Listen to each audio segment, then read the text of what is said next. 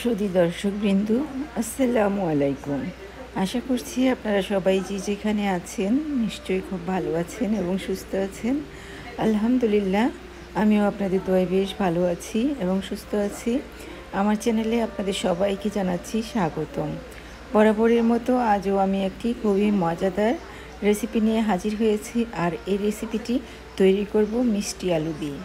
মিষ্টি আলু দিয়ে যে এত সুন্দর, এত মজার একটি রেসিপি তৈরি করা যায় আগে আমার জানা ছিল না। আপনারা একবার হলেও এই রেসিপিটি এইভাবে তৈরি করে খাবেন, দেখবেন পরিবারের সবাই এটি ভীষণ পছন্দ করবে। অতিথি আপ্যায়নও আপনারা এইভাবে তৈরি করে দিতে পারেন, সবাই এটি দেখবেন ভীষণ পছন্দ করবে, সবার কাছে এটি ভীষণ ভালো লাগবে। তাহলে চলুন এবার মূল রেসিপিতে চলে যাচ্ছি। এখানে আমি বেশ কয়েকটা মিষ্টি আলু সেদ্ধ করে নিয়েছি এবং ছোলাটা ছাড়িয়ে নিয়েছি। এখন এই আলুগুলোকে আমি গ্রেটার দিয়ে গ্রেট করে নিব। আমি এখন গ্রেটার দিয়ে গ্রেট করে নিচ্ছি, নিয়ে তারপর আপনাদেরকে দেখাচ্ছি। এই যে দেখুন, আমি গ্রেট করে নিয়েছি একদম মিহি করে, চিকন ছিদ্রযুক্ত গ্রেটার দিয়ে আমি এটা গ্রেট করেছি। এবার এই আলুগুলোকে একপাশে রেখে দিয়ে এবার চলে যাচ্ছি চুলায়। চুলার মধ্যে আমি একটি ফ্রাইং প্যান বসিয়েছি, তার মধ্যে আমি দিয়ে দিয়েছি 2 টেবিল স্পুন ঘি। তো ঘিটা গলে গিয়েছে, এই যে আপনারা দেখতেই পাচ্ছেন। তো এবার আমি এই ঘির মধ্যে দিয়ে দিচ্ছি চালের গুঁড়া।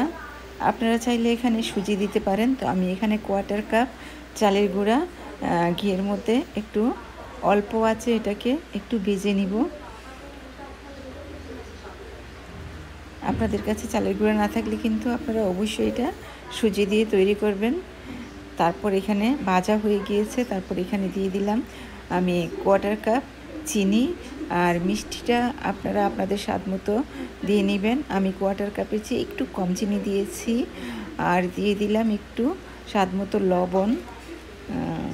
তো লবণটা আর চিনিটা একটু চালের গুঁড়ার সাথে আমি মিশিয়ে নিব।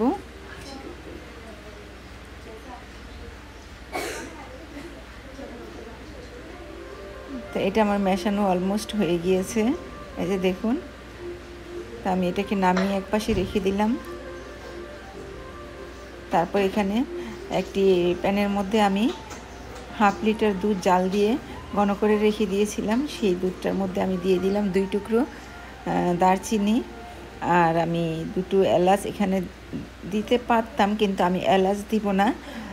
তো কারণ আমি দিব এলাচের গুঁড়া, সেই জন্য আমি এলাচটাকে স্কিপ করলাম। আপনাদের কাছে যদি এলাচের গুঁড়াটা না থাকে তাহলে আপনারা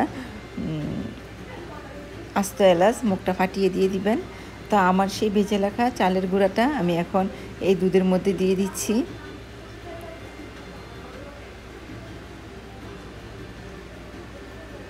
তো দিয়ে এটাকে নাড়াচাড়া করে ভালোভাবে মিশিয়ে নিচ্ছি।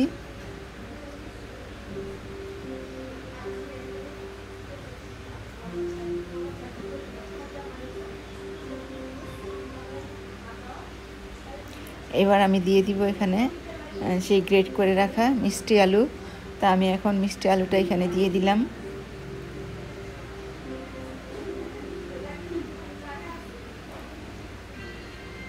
তো এবার আলুটা আমি দুধের সাথে ভালোভাবে মিশিয়ে নিচ্ছি।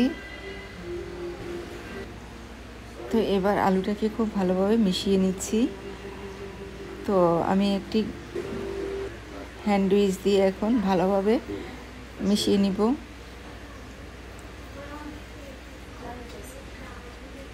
যাতে কোনো দলা পাকিয়ে না থাকে। তো আমার মেশানো প্রায় হয়ে গিয়েছে। তো এবার দিয়ে দিচ্ছি আমি 1 টিস্পুন এলাচের গুঁড়া। তো এলাচের গুঁড়াটাকেও খুব ভালোভাবে মিশিয়ে নিব।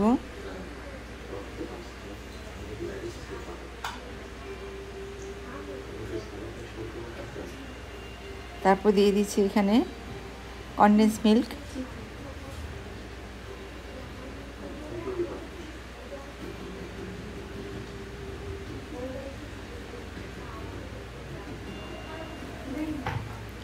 তো এখানে আমি 1/4 কাপের মতো কনডেন্স মিল্ক এখানে দিয়ে দিলাম। আপনারা চাইলে আর একটু বাড়িয়ে দিতে পারেন বা কমিয়েও দিতে পারেন, তবে বাড়িয়ে দিলে এটা টেস্টটা বহুগুণে বেড়ে যাবে। আর আপনারা কনডেন্স মিল্ক না থাকলে আপনারা এখানে গুঁড়া দুধটাই দিতে পারেন।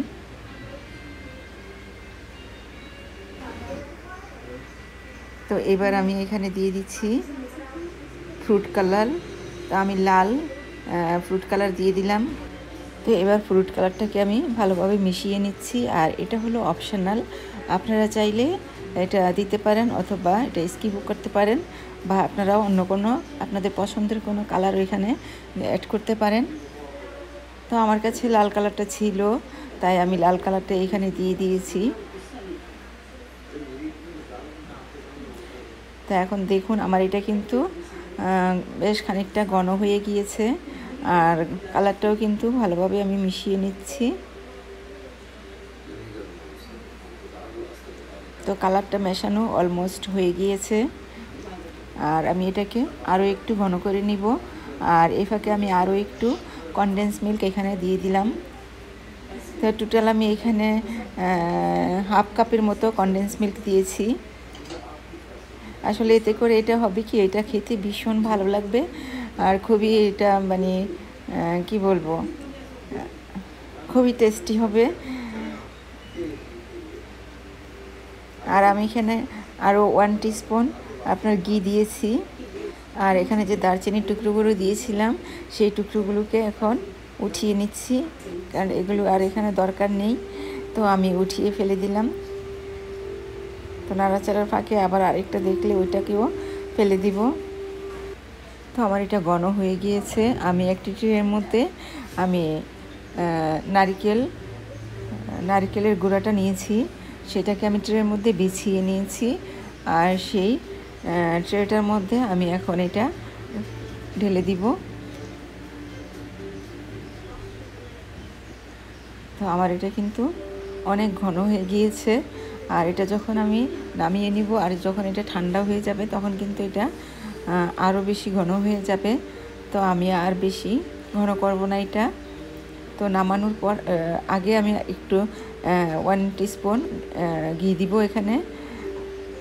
তারপর নামিয়ে ট্রেতে ছড়ানোর সময় আবার একটু ঘি দিয়ে দিব। এতে করে এই ঘিয়ের ফ্লেভারটা খুব ভালোভাবে পাওয়া যাবে এখানে। তো আমি ঘিটা মিশিয়ে নিয়েছি। তো এবার আমি এটাকে এখন সেই নারকেলের উপরে ঢেলে দিব। তো আমি এখন ঢেলে দিচ্ছি।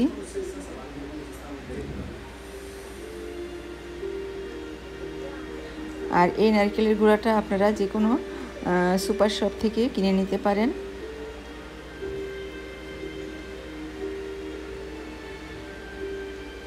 তো এটা গরম থাকা অবস্থাতে এইভাবে ঢেলে দিতে হবে, দিয়ে এটাকে একটু সমান করে ছড়িয়ে দিতে হবে। যতটা পারা যায় এটাকে আমি সমান করে স্প্যাচুলার মাধ্যমে ছড়িয়ে দিলাম। তারপর একটু ঘি দিয়েছিলাম উপরে, তারপর চামচ দিয়ে আমি এটাকে ছড়িয়ে দিচ্ছি।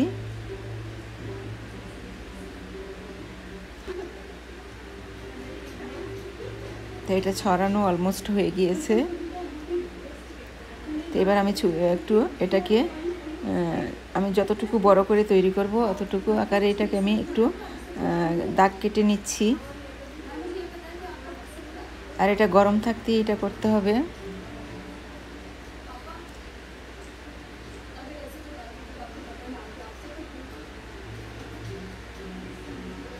এই যে দেখুন এটা আমার কাটা হয়ে গিয়েছে। তো এবার আমি এটাকে ডিজাইন করে ভাঁজ করে নিব। আর এটা কিন্তু গরম থাকা অবস্থাতেই করতে হবে, ঠান্ডা হয়ে গেলে শক্ত হয়ে যাবে, তখন কিন্তু এটা করা যাবে না। তো আমি আগে সাইডে যে ছোট্ট টুকরাটা ছিল সেটাকে আগে ভাঁজ করে নিচ্ছি, বা আপনারা হাতের সাহায্যে ধরে এটা গোল গোল করে তারপর বল বানিয়ে উপরে নারকেলের কোড়ানোটা লাগিয়ে দিতে পারেন। তো এটা বেশ গরম, তো সেই জন্য আমি এটা হাতে না নিয়ে এটা স্প্যাচুলার মাধ্যমে এটাকে ভাঁজ করে নিচ্ছি। তো এই ফাঁকে আপনাদের সাথে কিছু কথা বলে নিচ্ছি। যারা ইতিমধ্যে আমার চ্যানেলটিকে সাবস্ক্রাইব করে নিয়েছেন তাদের সবাইকে জানাচ্ছি অসংখ্য ধন্যবাদ। আর যারা আমার চ্যানেলে নতুন এখনও সাবস্ক্রাইব করেননি তাদেরকে অনুরোধ করব আপনারা আমার চ্যানেলে গিয়ে নিচে লাল সাবস্ক্রাইব লেখাটি ক্লিক করে দিবেন, আর পাশে থাকা ঘন্টাটি ক্লিক করে দিবেন। তাহলে আমি সুন্দর সুন্দর নতুন নতুন রেসিপি আপলোড দেওয়ার সাথে সাথে আপনাদের কাছে নোটিফিকেশান পৌঁছে যাবে, আর তখন সবার আগে আপনারা আমার রেসিপিগুলো দেখতে পারবেন। আর তাছাড়া আমার চ্যানেলে খুব সুন্দর সুন্দর রেসিপি দেওয়া আছে, আপনারা চাইলে এক নজর ঘুরে আসতে পারেন। আশা করছি আপনাদের কাছেও ভালো লাগবে। আর যদি আপনাদের কাছে ভালো লাগে তাহলে আপনাদের পরিচিত সবার কাছে আমার রেসিপিটি শেয়ার করে দিতে ভুলবেন না। আর যারা এতক্ষণ কষ্ট করে আমার সাথে থেকে আমার রেসিপিটা দেখেছেন তাদের সবাইকে জানাচ্ছি অসংখ্য ধন্যবাদ। আর এটা যে আলু দিয়ে তৈরি করা হয়েছে, কেউ খেয়ে এটা বুঝতেই পারবে না যে আলু দিয়ে এই রেসিপিটি তৈরি করেছেন। আসলে আপনারা সাথে থাকলে কাজ করতে খুবই ভালো লাগে। তো দেখুন আমি কিন্তু সবগুলো আস্তে আস্তে বাস করে নিয়েছি। তো এগুলো বাস করার পর আমি কিছুক্ষণ একটি ছোট প্লেটের মধ্যে নিয়ে তারপর আমি এগুলোকে ধরেন 1 থেকে 1.5 ঘন্টার মতো আমি ফ্রিজে রেখে দিব, নর্মাল ফ্রিজে রেখে দিব। আর তারপর আমি নামিয়ে আপনাদেরকে কেটে দেখাবো এটা ভিতরের অংশটা কেমন হয়েছে। তো দেখুন আমি সবগুলো একটা প্লেটে নিয়ে নিয়েছি। আর দেখুন দেখতে কি সুন্দর লাগছে। আপনারা কিন্তু মিষ্টি আলু দিয়ে এভাবে তৈরি করে সবাইকে চমকে দিতে পারেন। মিষ্টি আলু দিয়ে যে এত সুন্দর মজার একটি রেসিপি হয়, না খেলে আপনারা বুঝতেই পারবেন না এটা কতটা টেস্টি। তো আমি ফ্রিজ থেকে নামিয়ে নিয়েছি। তো আমি একটি কেটে তারপর আমি আপনাদেরকে দেখাচ্ছি এটা কেমন হয়েছে। তো এই যে দেখুন আমি কেটে নিয়েছি, এবার আমি দেখাচ্ছি। এই যে দেখুন এটা দেখতে কি সুন্দর হয়েছে। তো আমি খেয়ে আপনাদেরকে জানাচ্ছি। ওয়াও, দারুণ টেস্টি হয়েছে। আশা করছি আপনাদের কাছে রেসিপিটি ভীষণ ভালো লেগেছে। আজ এ পর্যন্তই, আবার নতুন কোনো রেসিপি নিয়ে হাজির হয়ে যাব। আল্লাহ হাফেজ।